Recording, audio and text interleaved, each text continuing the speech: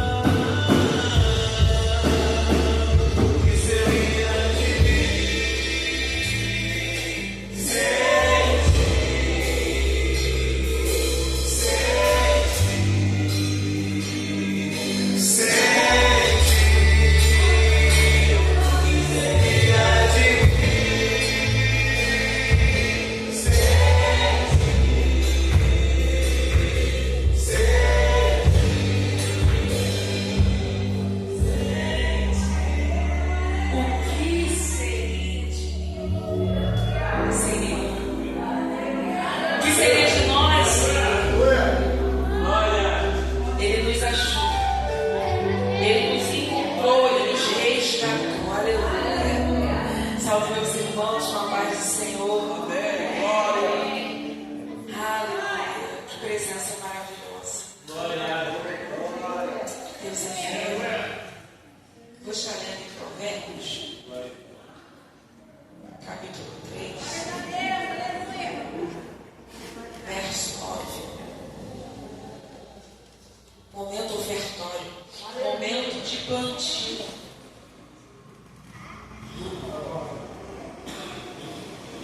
Eu olho o momento ofertório sempre como um momento de plantio, sabe? Porque nós estamos diante de uma terra fértil. Nós estamos diante de um terreno que ele está preparado, de um campo preparado.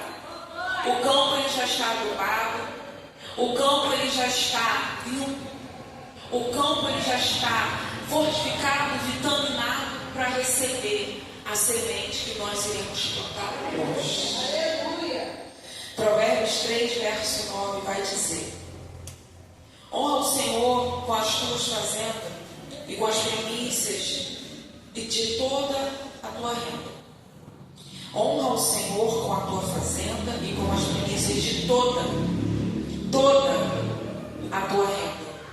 E se encherão os teus celeiros abundantemente, transbordarão de mosto os teus lagares. Eu comecei falando de plantio. E aqui o Senhor me dá uma palavra que fala de celeiro cheio, de mostos, que são aqueles fardos, sabe, transbordando.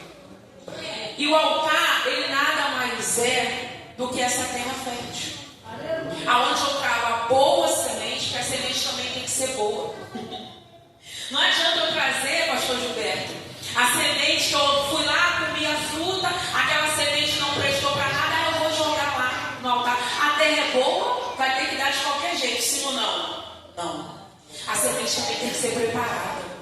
A semente tem que ser selecionada. Já viu como é que os fazendeiros, já viu como é que os agricultores, eles tratam a semente? O cuidado que tem. Tem a germinação, tem todo o preparo para que eles venham colher bons frutos. E o Senhor pergunta para mim e para você nessa noite: como vocês têm trago a semente para ser plantada?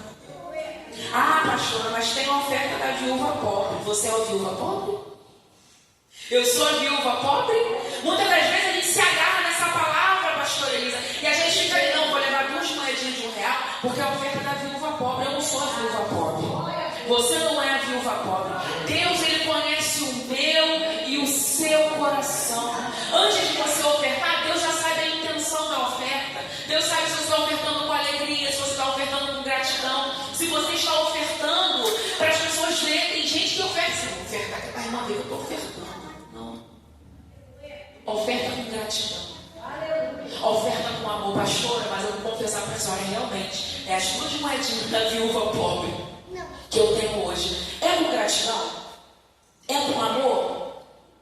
Aqui já está vitaminado, já está preparado. Lança a tua semente. Eu gosto muito daquela palavra que o pastor Gilberto prega: lança o teu pão sobre as águas. Sabe? Lança a tua semente, porque esse altar aqui, ele é um altar próspero. Não vai te fazer falta.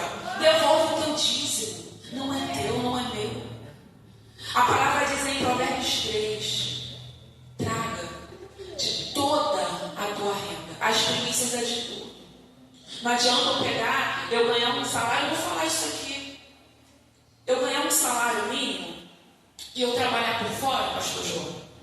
E eu falar assim: não, eu vou dizimar só o meu salário mínimo, porque o pastor sabe que eu ganho salário mínimo, ele não precisa saber o que eu ganho por fora. Mas realmente, o pastor não precisa saber o que você ganha por fora, mas Deus sabe.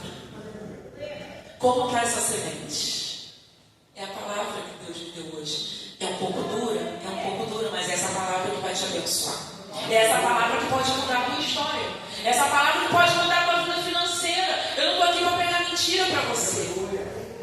Eu estou aqui para te ensinar a prosperar. Porque eu tenho prosperado. Eu tenho lançado a minha oferta, a minha semente. Eu escolho a semente para me lançar. E Deus tem me prosperado. Por que Ele não vai te prosperar? Seja fiel a Deus. Seja fiel no pouco.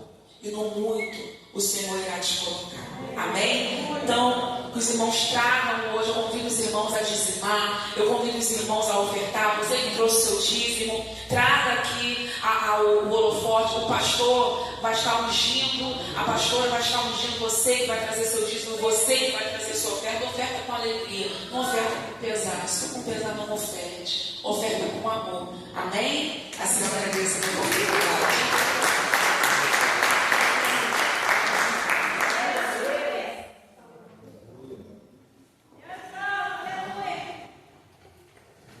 Aleluia.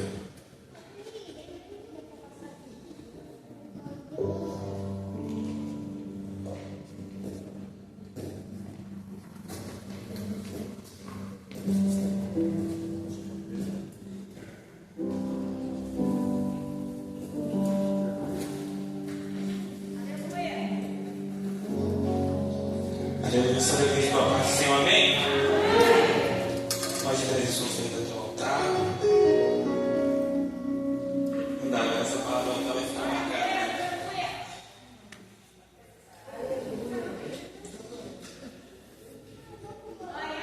Aleluia.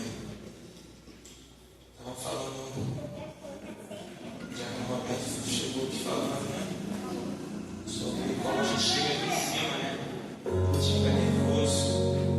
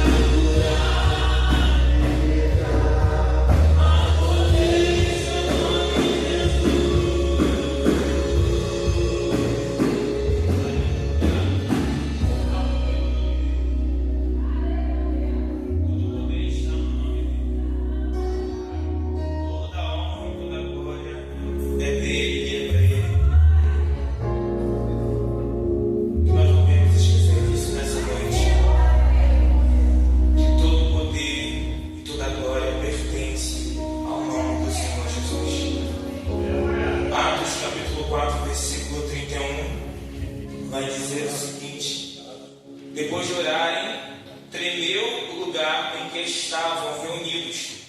Todos ficaram cheios do Espírito Santo e anunciavam corajosamente a palavra de Deus. Eu vou ler mais uma vez. Depois de orarem, tremeu o lugar em que estavam reunidos e ficaram cheios do Espírito Santo e anunciavam corajosamente a palavra de Deus. Glória. A palavra de quem? De Deus. Aleluia. Pode se assentar. Irmão, o Senhor colocou uma palavra no meu coração e é justamente uma palavra que nos faz lembrar, que nos faz relembrar que todo o poder e toda a honra e toda a glória pertence ao Senhor. O texto que nós lemos agora vai nos trazer um episódio, lá no início do capítulo 3 de Atos, vai nos mostrar que Pedro e João, eles estão indo até o templo para orar, na hora nona. E a palavra vai dizer que eles estão a caminho do templo e existe um homem que está enfermo. Existe um homem que há muito tempo carrega uma enfermidade desde a sua nascença, desde seu nascimento, ele carrega essa enfermidade. E a palavra vai dizer que este homem, ele está todos os dias na porta do templo pedindo esmola. E a partir desse momento, Pedro e João, que estão indo para o templo, estão entrando no templo. Aquele homem vai olhar para Pedro e para João e vai pedir esmola para Pedro e João. A palavra vai dizer que Pedro olha para aquele homem e chama aquele homem se volta para Pedro e para João, achando que Pedro e João iriam lhe dar algo, achando que Pedro e João iriam lhe dar alguma esmola. E aí, nesse momento, nós vamos ver aquela frase que a gente conhece bem, que é quando Pedro vai dizer: eu não tenho ouro e não tenho prata, mas aquilo que eu tenho, isso eu te dou. Eu não tenho ouro e também não tenho prata, mas aquilo que eu tenho, isso eu ofereço a você. E aí Pedro vai dizer para ele, em nome de Jesus Cristo, levanta e anda. Glória. E a palavra vai dizer que ele vai estender a mão para aquele homem, e aquele homem vai levantar, ele vai firmar os seus pés, e ele volta a caminhar. E aquele homem, ele é curado, através da palavra que ele Glória. pela vida de Pedro. E aí aquelas pessoas que estão ali, aquelas pessoas que estão no templo, aquelas pessoas que entraram para orar, aquelas pessoas que estavam em volta, começam a observar aquilo que está acontecendo, começam a observar a situação que aconteceu, o milagre que aconteceu, e aquelas pessoas ficam sem entender. Ficam tentando compreender o que é aquilo que está acontecendo. Do nada, um homem que era enfermo de nascença, aquele homem que desde o seu nascimento nasceu enfermo, aquelas pessoas que conheciam bem a história, aquilo que aquele homem vivenciava, vivia pedindo esmola, agora aquele homem está em pé e está caminhando. As pessoas não estão entendendo o que está acontecendo. Está olhando para Pedro, está olhando para João e está dizendo: o que está acontecendo? E aí, a palavra vai dizer que Pedro e João encontram a oportunidade para começar a falar de Deus. Encontram a oportunidade para começar a pregar para aquelas pessoas. Encontram a oportunidade para falar de Deus. E eles começam a anunciar o Evangelho. Eles começam a anunciar a palavra para aquelas pessoas. E aí a palavra vai dizer, no capítulo 4, no versículo 1 vai dizer que o sacerdote chega, o capitão do templo chega, o saduceu chega, e eles vão pegar João e vão pegar Pedro e vão lançar eles na prisão. Só que o que me chama a atenção é que quando eles estão indo na direção de Pedro e de João, a palavra vai usar o termo, não sei como está na versão de vocês, mas na minha versão vai dizer que eles ficam perturbados ao ouvirem Pedro e João falando de Deus. Eles estão ali quando eles estão ouvindo a palavra ser ministrada. Eles estão ali quando eles estão eles ficam perturbados. E é isso que acontece quando a palavra de Deus é pregada. É isso que acontece quando a palavra de Deus ela é anunciada. O inimigo ele não fica feliz, o inimigo ele não gosta quando a palavra é anunciada. Só que eu preciso dizer uma coisa aqui. Palavras de autoajuda até incomodam o inimigo e é bom. Palavra de prosperidade é bom e até incomoda o inimigo. Mas sabe o que incomoda muito mais o inimigo? Sabe o que deixa o inimigo perturbado? É palavra que proclama o nome do Senhor. Palavra de prosperidade é bom. Mas o que perturba o inimigo é palavra que traz o povo ao arrependimento. Palavra de prosperidade é bom, mas o que traz perturbação para o inimigo é palavra que traz libertação de todo o povo. E é essa palavra que Pedro e que João está pregando. É por isso que o sacerdote, é por isso que aqueles homens estão incomodados. É por isso que aquele povo está incomodado. Por quê? Porque eles não acreditam naquilo que está sendo ministrado. Eles não acreditam na palavra que está sendo falada naquele lugar. E aí, por conta disso, o que eles vão fazer? Eles vão pegar e vão lançar na prisão. Porque o inimigo ele tenta limitar o acesso de quem está pregando. O inimigo ele vai tentar limitar o acesso de quem está anunciando o Evangelho. A prisão aqui está vindo para poder bloquear o propósito de Deus na vida do povo. A prisão aqui está vindo para tentar abafar a palavra de ser pregada para as pessoas. A prisão aqui é para tentar impedir de que vidas sejam libertas, de que pessoas sejam curadas, de que pessoas vivam o sobrenatural de Deus. É por isso que aquele povo está pegando Pedro, está pegando João e está jogando dentro da prisão, para que eles não venham cumprir o propósito, para que eles não venham cumprir aquilo que o Senhor já determinou para a vida deles, aquilo que eles foram ensinados enquanto eles caminhavam com Cristo. E aqueles homens eles pegam e jogam dentro da prisão. Muitas das vezes o inimigo ele vai tentar abafar a sua adoração. O inimigo ele vai tentar abafar a obra que o Senhor ele tem na sua vida. Ele vai tentar impedir de acontecer os propósitos de Deus e as promessas dele na tua vida. Porque o inimigo sabe que através da sua vida, você como instrumento nas mãos de Deus, você pode trazer o seu filho de volta para o Senhor. Você pode trazer o seu marido, sei lá, a tua filha, o teu sobrinho, o teu amigo, o teu primo. Você pode ser instrumento para essas pessoas. E por conta disso, o inimigo ele vai tentar te limitar de alguma forma. O inimigo ele vai tentar te paralisar de alguma forma. Vai criar situações para que você deixe de buscar, para que você não consiga mais orar, para que você não consiga mais ler a palavra, para que você não acorde mais de madrugada para orar. Ele cria situações para tentar impedir os planos do Senhor se concretizarem. Mas Jó 42:2 vai dizer que bem sei eu que tudo podes, e que nenhum dos seus planos pode ser frustrado. E ele não está dizendo alguns, ele está dizendo nenhum dos seus planos. Nenhum de seus planos podem ser frustrados. O Senhor ele tem grandes planos para mim, e o Senhor ele tem grandes planos para você também. O Senhor ele tem uma obra grande na minha vida, mas ele também tem uma grande obra na tua vida. E se você crê, se você acredita nisso, você também crê que nada pode impedir o agir de Deus na tua vida. Você crê que a tempestade não é capaz de paralisar a obra que o Senhor tem na tua vida. Você crê que a tempestade, a adversidade, não tem capacidade de paralisar a obra de Deus na tua vida.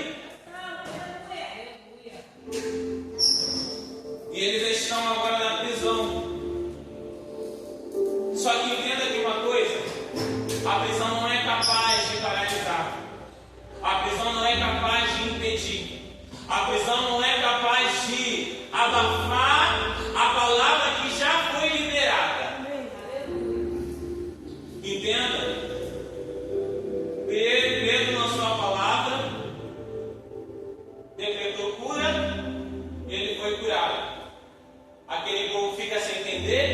eles começam a pregar, eles começam a anunciar, eles começam a proclamar o nome do Senhor, eles começam a trazer uma mensagem de arrependimento, uma mensagem que é verdade, é viva e é eficaz para aquele povo, uma palavra que traz libertação e traz transformação. Só que depois que isso acontece, eles são jogados dentro da prisão.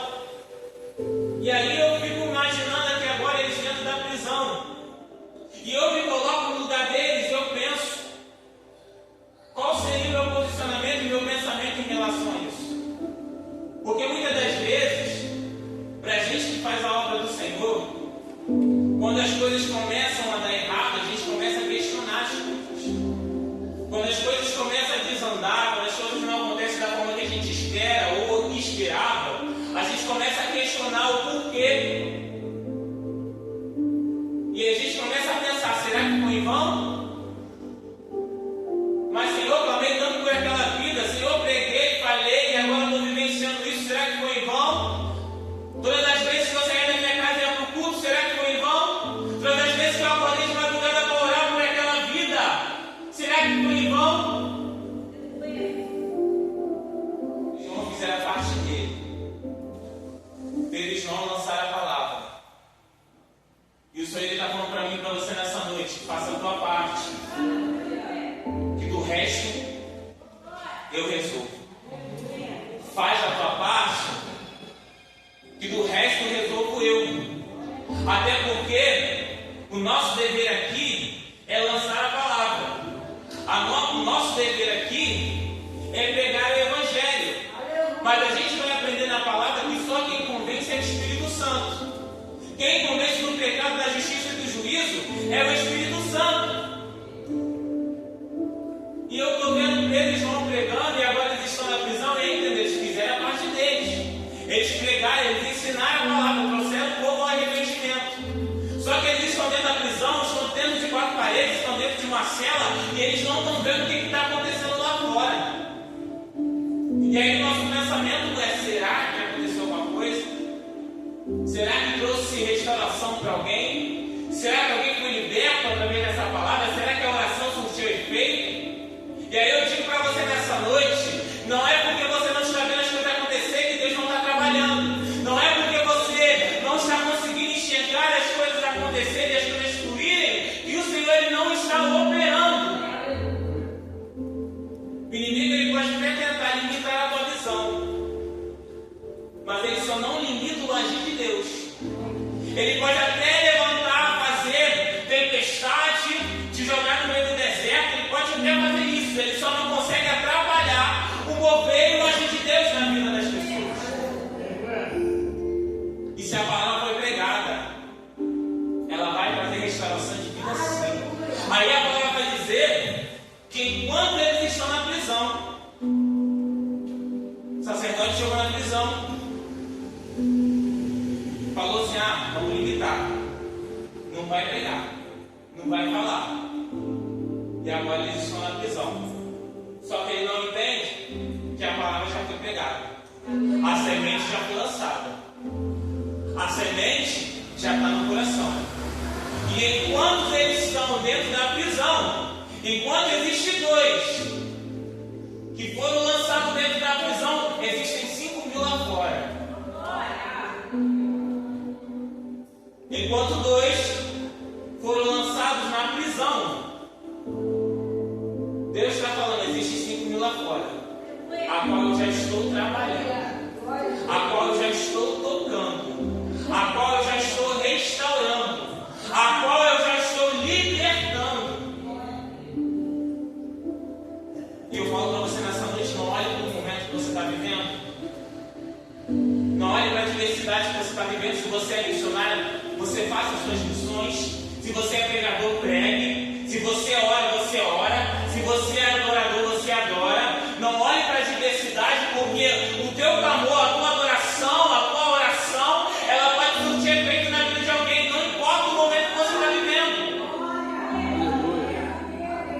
Não importa a diversidade que nós estamos vivendo. Se a palavra foi liberada e a palavra veio do céu, ela vai surtir efeito. Você estando lá fora, você estando aqui dentro, você estando bem, você estando mal, você estando triste, você estando alegre, se a palavra já foi liberada, ela vai surtir efeito. E aquele povo está lá. A palavra vai dizer que aquele povo ouviu, entendeu, e não só ouviu, mas aquele povo creu. Eles creram na palavra que foi ministrada. Eles entenderam e acreditaram na palavra que foi ministrada. A palavra que foi pregada. Eles creram. E agora existem 5.000 que estão adorando o nome do Senhor. Existem 5.000 que estão reconhecendo o Senhor como o Deus Todo-Poderoso. Aquele que não existe outro além dele. Aquele que não existe outro nome que possa fazer, que possa curar, que possa fazer milagres. E aquele povo creu, entendeu, e agora eles estão dentro da prisão e eles não sabem o que está acontecendo lá fora. Entenda que a prisão ela consegue limitar o corpo, a prisão ela consegue limitar aquilo que é físico, a prisão consegue limitar aquilo que é humano, a prisão consegue limitar aquilo que é natural, mas a prisão, o cárcere, não consegue limitar o sobrenatural de Deus. A prisão não consegue limitar os milagres de Deus. A prisão não consegue limitar as mãos de Deus. Você consegue viver o sobrenatural mesmo você passando pelo deserto, sim. Você consegue vivenciar o sobrenatural mesmo você passando pela adversidade, sim. Mesmo passando pela tempestade, sim. Porque o Deus é o Deus que opera quando tudo está bem, mas é o Deus que também opera quando tudo está indo mal. Basta somente você crer. E aquele povo creu, eles acreditaram e eles vivenciaram o milagre. E aí a palavra vai dizer que chega no dia seguinte, eles ficam presos, jogaram eles na prisão porque já era tarde, eles ficam presos de um dia para o outro. E ao verem que aquele povo estava crendo, estava acreditando na palavra que foi pregada, eles pegam os principais da sinagoga, os homens da lei, chamam, trazem João e Pedro até o sinédrio, colocam eles no meio e começam a questionar. Como foi? Através de quem que vocês operaram e fizeram tal coisa? Com que poder vocês fizeram tal coisa? E através de quem? E aí a palavra vai dizer que Pedro, nesse momento, ele toma a voz. Pedro, ele vai e toma a frente para responder. Pedro, ele toma a frente para poder assumir ali e dar a resposta para aqueles homens. Entenda uma coisa, eles estão diante de pessoas letradas, pessoas que têm conhecimento, pessoas que têm dinheiro. Mas Pedro não se intimida, Pedro vai e ele começa a falar. Só que o que me chamou a atenção aqui, e o que me chama a atenção, é que a gente está falando de Pedro. Eu conheço quem é Pedro. Eu acredito que vocês também conheçam quem é Pedro. Pedro é aquele que lá em Mateus, quando teve que andar sobre as águas, é aquele que duvidou e começou a afundar. E aí Jesus vai falar para ele: está sem fé? Cadê a sua fé? Pedro é aquele que era meio impossível às vezes. Talvez aquele já teria resolvido já na força do braço dele, que ele era impossível, tomava atitudes precipitadas.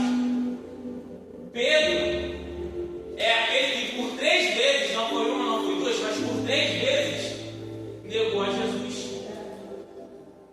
Pedro é aquele que estava diante de Jesus, sentado à mesa ceando na última ceia, mas não soube se comportar diante da presença de Jesus. E aí ele recebe uma palavra: Pedro,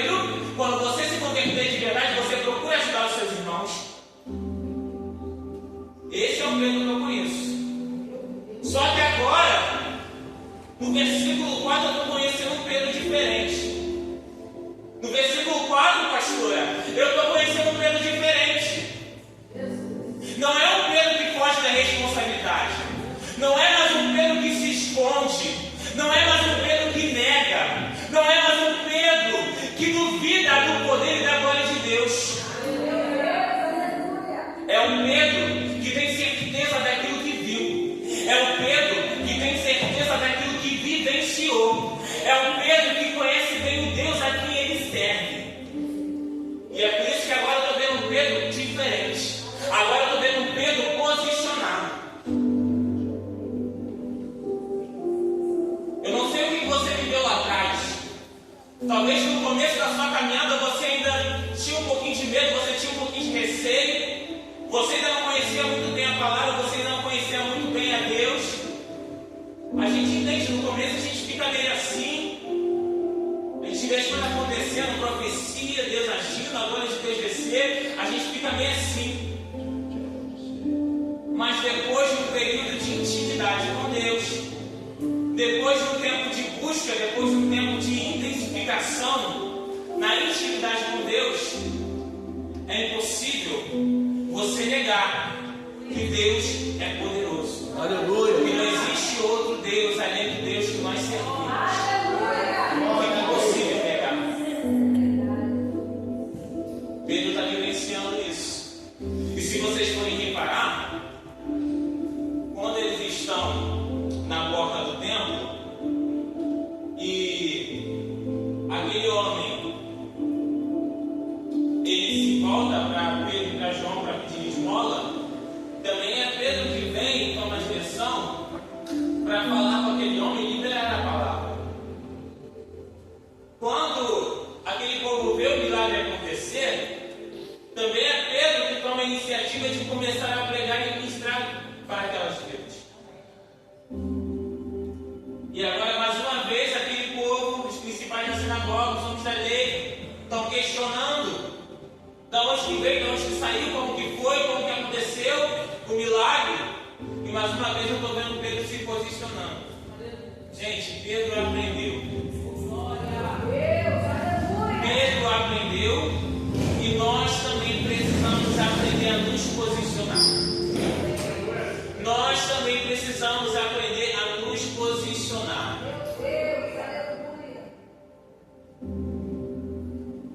Porque existe alguém que está negando o agir de Deus. Existe alguém que está dizendo que não é assim, que Deus não tem esse poder todo. Existe alguém que está dizendo que a palavra não é bem assim. Mas eu conheço a palavra e eu conheço Deus que eu sirvo. Você conhece a palavra e você conhece Deus que você serve. E por que ainda não nos posicionamos para poder apresentar esse Deus, para poder falar desse Deus a qual nós servimos? Eu não entendo se eu vivenciei milagres, eu não entendo se eu vivenciei as manifestações de Deus, eu não entendo se eu vi o céu descer, eu não entendo se eu vi a glória de Deus descer, e eu não consigo falar desse Deus que fez todas essas maravilhas.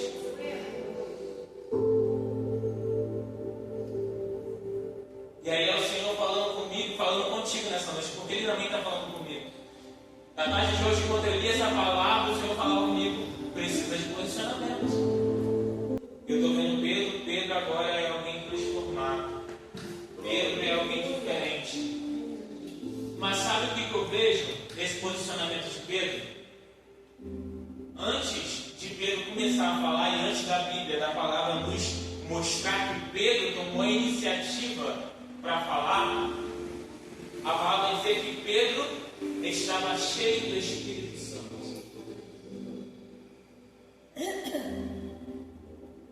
Às vezes a gente está tomando as decisões, as atitudes erradas, a gente está se deixando de se posicionar porque está faltando a presença de Deus em nossas vidas.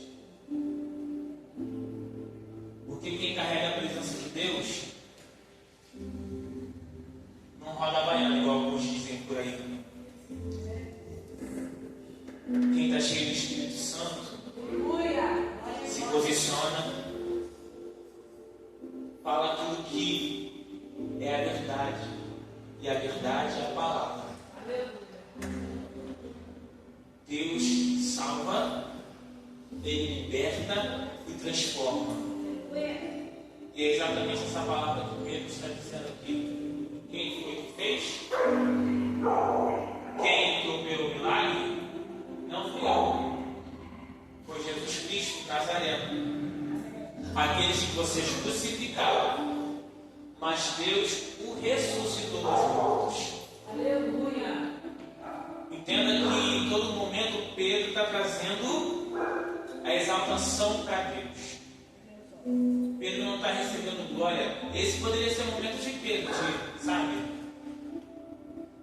Está entre pessoas que têm nome, pessoas, sabe, que têm dinheiro. Não foi eu que fiz, eu sou o cara. Eu sou o cara. Mas Pedro não. Ele faz questão de proclamar o nome do Senhor em tudo que fala, tudo que prega. Ele está proclamando o nome do Senhor. E ele está dizendo: não há outro nome a qual nós podemos ser salvos, senão pelo nome do Senhor Jesus. Não existe outro nome a qual aquelas 5.000 pessoas que ouviram a palavra, aquelas 5.000 pessoas que foram transformadas podem ser salvas se não for o nome de Jesus. E nós entramos aqui nessa noite para proclamar esse santo nome. Nós entramos aqui nessa noite para adorar esse santo nome. Nós entramos aqui nessa noite para render glória para esse nome, porque Ele tem todo o poder. Eu sei que você conhece, eu amo essa igreja, eu amo os pastores, eu amo meus amigos, jovens, adolescentes, eu amo todo mundo. Mas meu real motivo de vir para cá tem que ser a presença de Deus. Meu principal motivo de vir para cá e entrar por essas portas tem que ser a exaltação e a glória do nome do Senhor. Porque certamente, nos momentos de luta, se eu não tiver com os meus olhos voltados para o Senhor, como foi dado a palavra aqui hoje, é meus olhos para os montes, de onde me virá o socorro, e o socorro vem do Senhor. Se eu não tiver com meus olhos voltados para o Senhor, no momento em que as coisas não fluírem, no momento em que eu ouvir algo que eu não gostar, no momento em que uma fofoquinha surgir, no momento em que algo acontecer, eu esqueço de Deus. Eu saio, eu abandono, eu se esqueço do ministério, eu esqueço do chamado, eu esqueço do propósito. Porque eu estava entrando por essas portas com um propósito errado. Mas Pedro está entendendo, para trazer libertação de vida, para essa casa ser liberta, para essa família ser liberta, ser alcançada, o nome do Senhor tem que ser proclamado lá dentro. O nome do Senhor tem que ser exaltado lá dentro. Tem que ter alguém posicionado em oração, tem que ter alguém buscando, tem que ter alguém se posicionando lá dentro. Você pode ser resposta para a tua casa, você pode ser resposta para o seu amigo. Não olhe para a diversidade, porque existe alguém que já foi alcançado, já foi tocado por Deus através da sua vida. E eu repito mais uma vez, não é porque você não está vendo, não é porque as coisas não estão acontecendo aos teus olhos que Deus não está trabalhando. Ele está trabalhando, a palavra foi ministrada. Você orou, você clamou. Foi sincera a sua oração? Foi sincero o teu clamor? Se foi sincero, pode ter certeza que Deus ele ouviu. E no momento certo vai acontecer, porque não é no meu tempo, não é no seu tempo, não é no tempo de Deus. E na hora certa vai acontecer. E Deus resolveu começar a trabalhar. A palavra se espalhar exatamente no momento que eles estão hoje dentro da prisão. E eles são chamados, e aí Pedro começa a falar. E sabe o que me chama a atenção? É que aqueles homens vão olhar, Pedro e João de cima e embaixo vão falar: olha, eles não são letrados não. Eles não são os mais inteligentes não. Eles não têm o total conhecimento como a gente tem. E a palavra vai dizer que eles ficam admirados, não é com a forma de falar porque não tinha, não é com a roupa, não é com o dinheiro porque não tinha. Eles ficam admirados com a ousadia e intrepidez da forma como ele fala. ficam admirados, não é com dinheiro, não é com carro, não é com a roupa, mas eles ficam admirados com a forma com que se posiciona. E aí, sabe o que a palavra vai dizer? Eles reconhecem, certamente, por eles falarem assim, por eles terem essa ousadia, essa intrepidez no falar, eles andaram com Cristo. Eles andaram com Jesus. Porque essa presença que carrega não vem de qualquer um. Essa ousadia que eles carregam, eu nunca vi igual. Só existe um que tem esse poder. Só existe um que tem essa glória. Só existe um que tem essa ousadia. E eles estão olhando para Pedro e para João, estão vendo essa ousadia. E aí eu me pergunto, o que teu inimigo vê quando ele olha para você? O que nossos inimigos veem quando eles olham para nós? Será que teu posicionamento tem intimidado pelo inimigo? Será que dentro da tua casa o inimigo tem olhado e tem falado, não, realmente é ele que predomina aqui. É a presença de Deus que predomina, é a presença de Deus que domina essa casa. Mas aqueles homens estão olhando e estão falando, essa ousadia é diferente. Essa presença é diferente. A palavra está dizendo, Pedro estava cheio da presença. E essa é a diferença. E esse é o segredo. Para que nós venhamos ser crentes posicionados. Para que nós venhamos ser jovens posicionados, adolescentes posicionados. Não tem outro jeito se não for cheio da presença de Deus. Pode vestir uma roupa bonita, pode ter dinheiro, pode ter tudo. Mas o que faz a diferença é a presença de Deus. E nós precisamos carregar essa presença. Só que aquele povo está querendo castigar. Aqueles homens querem fazer algo para atrapalhar. Só que a palavra vai dizer que eles tentam castigar, mas eles não conseguem. Por quê? Porque não tem explicação do que aconteceu. Eles tentam dar uma justificativa para tentar castigar, mas a palavra vai dizer, não temos nada o que fazer contra eles. Não temos nada para fazer contra eles. Por quê? Porque aconteceu um milagre. Aquele homem todo mundo conhece. Não tem nada que a gente fale que vai fazer negar, que possa negar o que realmente aconteceu. A verdade é, o milagre aconteceu e a gente não consegue castigar Pedro jogando isso.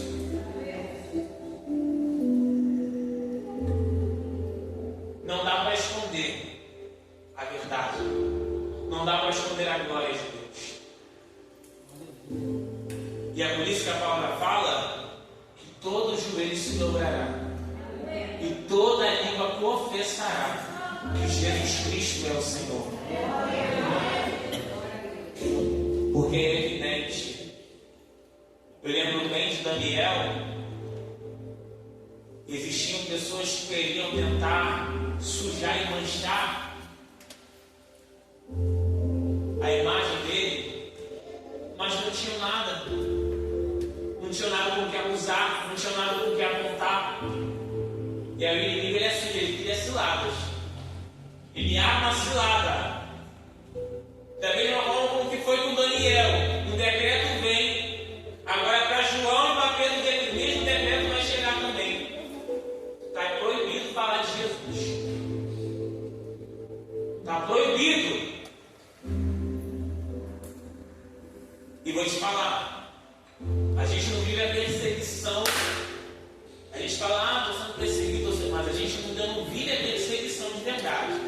Tá? A gente vive os levantes, o inimigo se levanta, furioso, para tentar impedir, mas a gente ainda não está vivendo uma perseguição. Porque a perseguição de verdade, você ainda está conseguindo sair com a sua Bíblia debaixo do braço. Você ainda está conseguindo aqui, ó, entrar por essas portas, clamar, adorar o nome do Senhor. Os vizinhos estão escutando a palavra. Ainda não está acontecendo uma perseguição, pelo menos aqui. Em outros lugares já está. Né? Já tem pessoas aí afora sendo perseguidos, sendo mortos por esse evangelho. Mas nós aqui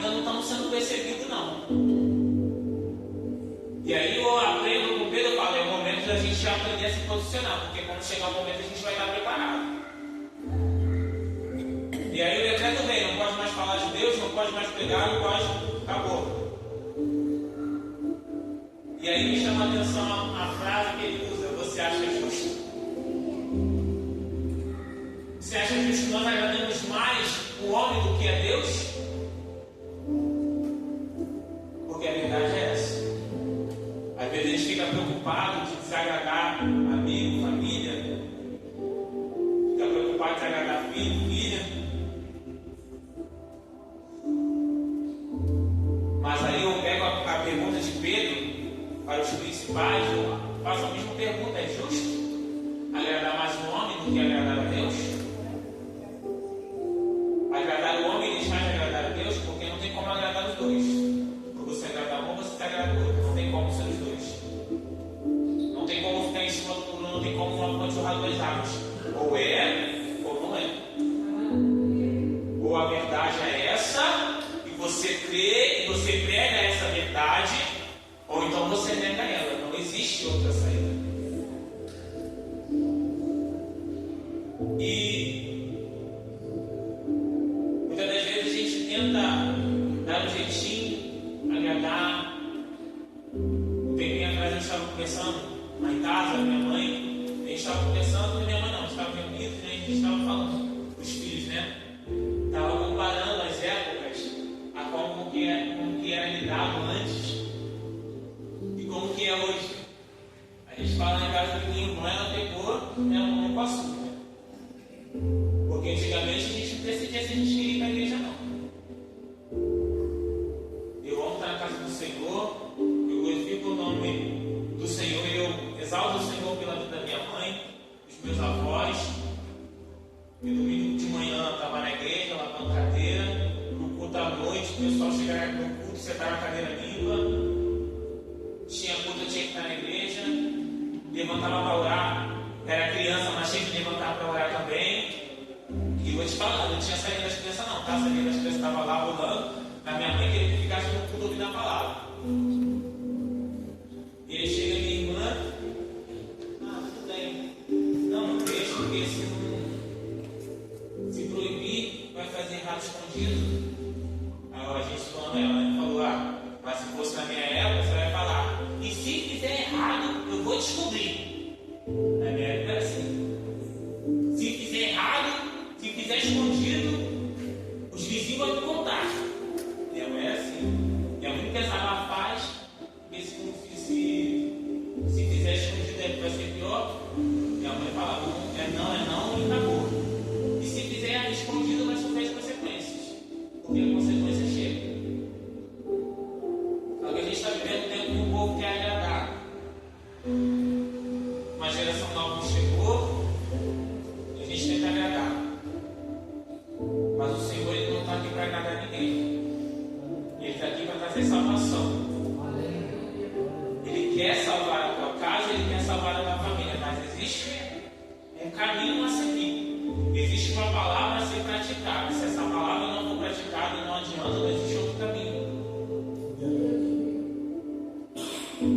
E aí Pedro vai dizer, é justo? Obviamente não.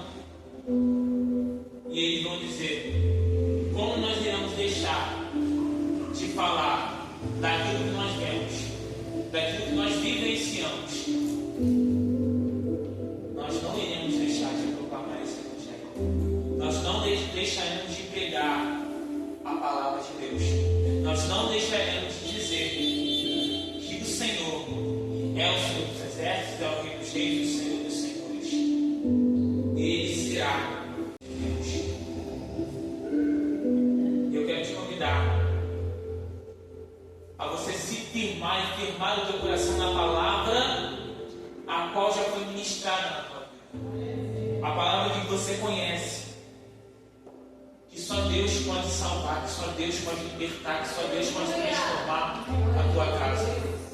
Não tente procurar outros meios, não tente procurar outras saídas. Não deixe que o inimigo venha limitar a palavra, porque a palavra tem poder de trazer vida e vida e abundância para você. Se coloque de pé, eu já encerro agora.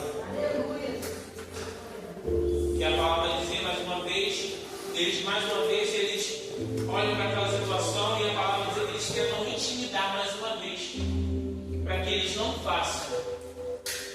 Mas eles não querem saber. Eles falam, vamos pegar e vamos falar de Deus.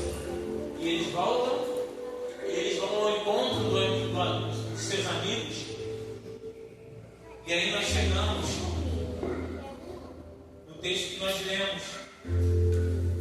Eles começam a dizer qual foi o decreto, qual foi a palavra, e falam, estão tentando impedir a palavra, estão tentando impedir que o nome do Senhor seja proclamado. E aí os seus amigos, eles se reúnem ali e eles começam a orar. E aí no versículo 31 vai dizer: depois de orarem, tremeu o lugar em que estavam todos reunidos, e todos ficaram cheios do Espírito Santo e anunciavam corajosamente a palavra de Deus. O decreto não foi capaz de parar. O homem não foi capaz de parar. Os principais da sinagoga não foram capazes de parar, de impedir a palavra de Deus de ser ministrada. Eu declaro na sua vida hoje também: o homem não vai intervir, não vai atrapalhar aquilo que o Senhor já decretou para a tua vida. O inimigo não vai impedir, não vai atrapalhar os planos do Senhor na tua vida. O inimigo, os homens não vão impedir aquilo que já foi decretado para a tua casa e para a tua família. Não vai impedir. Porque existe um povo hoje que está reunido aqui. E nós vamos orar também. E nós vamos clamar também. E eu acho interessante que a oração dele, o amor dele é: nos enche com ousadia, nos enche com intrepidez, para que nós não venhamos baixar a cabeça quando o inimigo se levantar, para que nós não venhamos baixar a cabeça quando as adversidades chegarem até a nossa porta.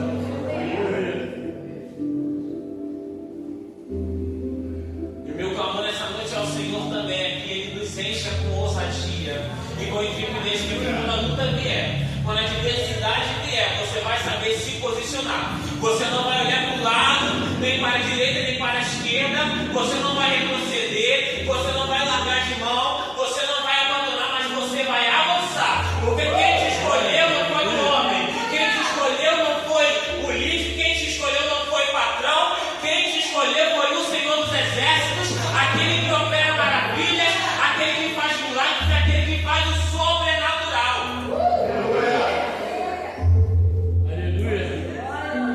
Só que eu estou vendo aqui que existe um posicionamento. Eles se juntam e eles começam a clamar.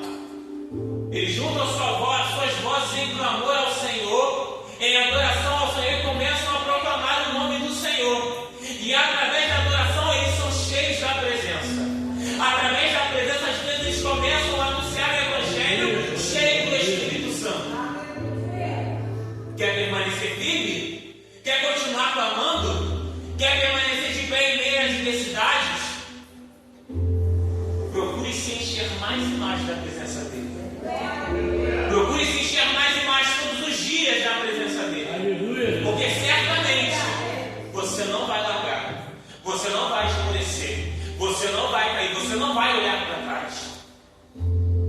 Estamos propensos a errar sim, mas a presença de Deus nos renova e nos transforma todos os dias.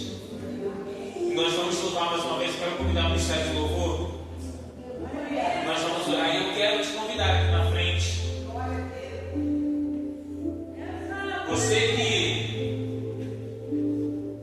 está olhando a situação, você está dizendo: Deus, eu preciso ser mais ousado nisso aqui. Eu estou precisando me posicionar nessa situação aqui. Eu entendo que se eu me posicionar nisso aqui, as coisas podem ser diferentes. Eu acho que o que está faltando nessa situação, nessa área, é um posicionamento meu. Vem aqui na frente. Eu quero te convidar a você se entregar de verdade, a você clamar de verdade de uma forma que você nunca clamou e nunca adorou no nome do Senhor antes. Porque nós vimos aqui que é através da proclamação do nome do Senhor é que Deus opera. crentes, a unção dele é que ele faz, ele age e ele opera. E eu creio que na sua vida não será diferente. O Senhor, ele vai fazer, ele vai agir e ele vai operar em nome de Jesus. Feche meus olhos. Vamos adorar o nome do Senhor. Aleluia. Só um nome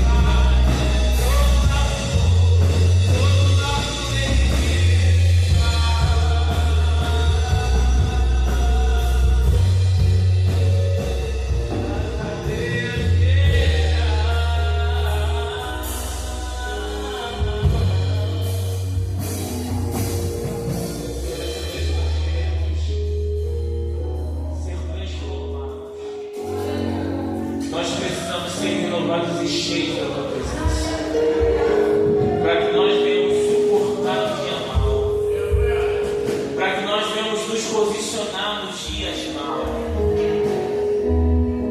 Nos enche com tua presença nessa noite, nos fortalece, que nós venhamos ter mais intimidade contigo, que nós venhamos vivenciar maravilhas, que nós venhamos vivenciar o teu operar e o teu agir, que nós venhamos contemplar a tua glória em nossas vidas, e que quando algo acontecer em nós, que nós venhamos ser testemunhos e as pessoas possam ver, não nós, mas a tua presença e a tua glória através das nossas vidas. Nos usa como instrumento, nós estamos aqui, estamos disponíveis. Então, Senhor, eu te peço nessa noite, ser conosco, ser com a tua igreja, e eu agradeço a minha rica oportunidade de ser aplauso.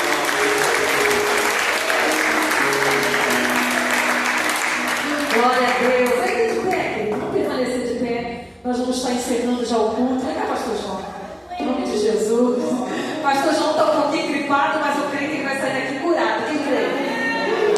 Porque, irmão, está cheio de 60, depois de 60 pode gripar mais não. Então vamos estar orando pela vida do pastor João. Amém, querido? Glória a Deus, irmãos. Amém. Quero saudar todos os nossos irmãos para a paz do Senhor. Quero saber quem está animado para esse casamento sábado, irmão. Amém. Olha, na terra, vamos estar orando. O sonho, a alegria do nosso irmão, né? Diácono Alexandre, missionário de hoje, é a nossa alegria.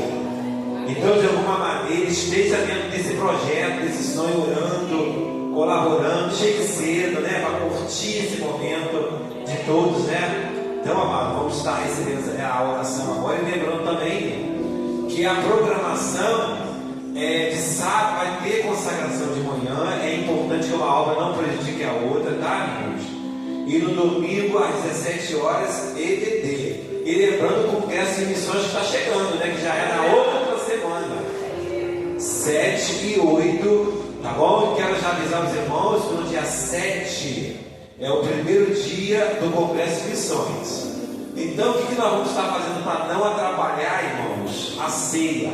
A gente celebra a ceia, né, no horário da EBD. A gente faz a ceia, tá bom? A gente faz a ceia entre nós. E depois a gente faz o culto, o congresso de missões com os visitantes, para a gente não pular o domingo da ceia. Tá bom, irmãos?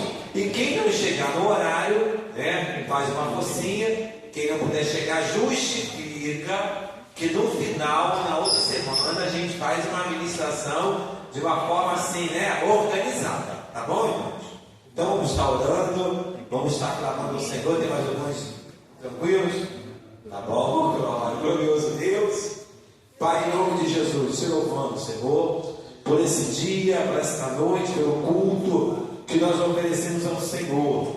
Meu Deus, apresentamos todo o planejamento, tá, ó Deus, do casamento no sábado. Deus vai tirando todas as barreiras, vai tirando os impedimentos, e sabemos, ó Deus, o Senhor nos surpreende, porque quando nós oramos, a nossa expectativa cresce, porque já usamos, ó Deus, vamos estar usando a nossa fé, confiamos no Senhor. Ó Deus, toma todo o controle de sábado, toma toda a programação, ó Deus, toma o congresso de missões. Ó Deus, essa igreja foi, ó Deus, ela nasceu para adorar o único Deus dos céus e da terra. Essa igreja foi, ó Deus, plantada nesse bairro, para que Deus proclamar o Evangelho de Cristo, que Jesus está voltando. Senhor, guarda a nossa saída, leva-nos em paz, livra-nos dos perigos, nos guarda dos assaltos, das balas perdidas, porque sabemos que a alegria do Senhor é a nossa força. Assim nós oramos, te agradecemos da graça, do amor, da comunhão e na unção do Espírito Santo de Jesus, que vive e reina para todo sempre. Amém. Se Deus é por nós,